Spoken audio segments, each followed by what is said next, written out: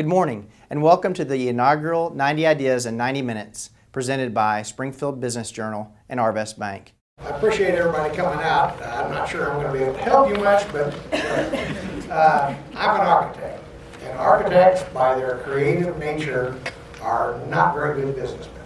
So I guess that explains why I'm here, is that it's remarkable that we're still in business after 38 years.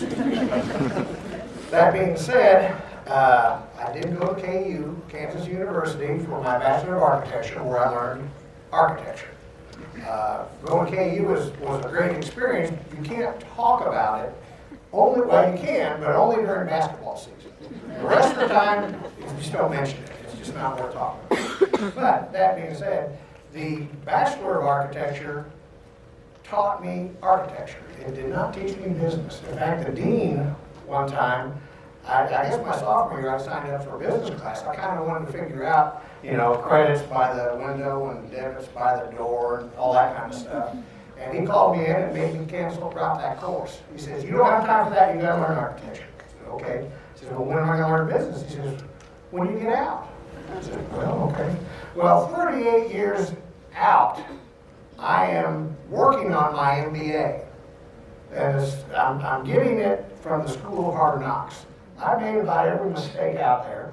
I've learned a lot. My instructors are my clients, the clients, the contractors, the general contractors, subcontractors, the suppliers, attorneys, bankers, insurance agents, everybody that I work with and relate to, all of my staff, teach me something. And part of that has to do with listening. You've got to be curious, you've got to pay attention and listen to what they have to say. Everybody knows something you don't. You might be great at what you do, and you know something they don't, but they have something to share with you. You won't get it if you don't listen. So listening is a big part of it. I think that it's really important that you actually get out and circulate both internally within your office, talk to people, get down in the pits, go out in the job site. At least for us, get out in the job site, talk with the guy digging the ditch. How could you do this better? They'll be glad to tell you that, well, if you'd have done this, we'd be done by now. If you don't pay attention to that kind of stuff, you're going to lose out. Also, one of my points is to sweat the small stuff. Everybody's got big ideas, but really it's the little details that will make or break what you're doing. And sweating the small stuff means, how do you do that? What's the best way to do that? And how do you make it work? That turns around and makes a success out of your practice and your business. Now, the small stuff also has to do with business operations. Business operations are something that you teach it in school, and you learn things like accounts receivable, accounts payable, all that kind of stuff. You get these dashboards that have information that you need to run your business. What is your accounts receivable, accounts payable, what's in the bank, that kind of stuff. What are your debts, long-term, short-term, what are your obligations? But the one thing that I learned the hard way is cash is king. If you don't have cash, all the accounts receivable in the world mean nothing. You can't pay your bills.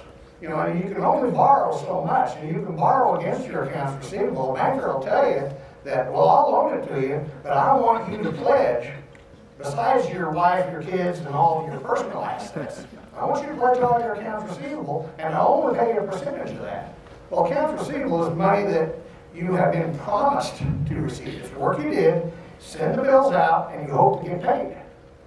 Cash is what you pay the bills with. If that money doesn't come in, you can't pay the bills. So a good business will track their cash on a regular basis. That's one of the key things on their dashboard is what kind of cash do we have? And then next, what's our expectation on accounts receivable, or your agent for accounts receivable? Why are these so far out? That's one of the key factors in your business. It has nothing to do with architecture. Any business. But architecture in particular is important because we're dealing with clients that have pretty good sized projects, and we send out pretty good sized bills. And if that guy doesn't have his financing lined up or doesn't have the cash to pay you, and he wants you to be his bank, you've got a problem. So, of course, another corollary to that is you also need to make sure that the guy you're doing work with can pay you. That's always a good thing. Got my little cheat sheet here. The harder I work, the luckier I get. I think that's a given. You know, it's one thing to be in the right spot at the right time. That doesn't happen too often. But if you work hard and you just pay attention to business and work hard, you're going to get lucky, I guess is what you'd call it. One of the key things that I learned years ago is that you've got to be able to tell your clients what they need to hear, not what they want to hear. You know, most of our clients have an expectation, and of course we're dealing with projects, a lot of new buildings and stuff, and their expectation of what they're going to get is way up here. Their budget might be down here somewhere, or in the middle. You've got to be able to tell them what they need to hear, not what they want to hear. Because if you tell them what they want to hear, eventually the hard news is going to hit them. Are we running out of time? It doesn't feel like it, but yes, we are. Okay, then I'm done. Thank you all. Thank you, Geoffrey Butler.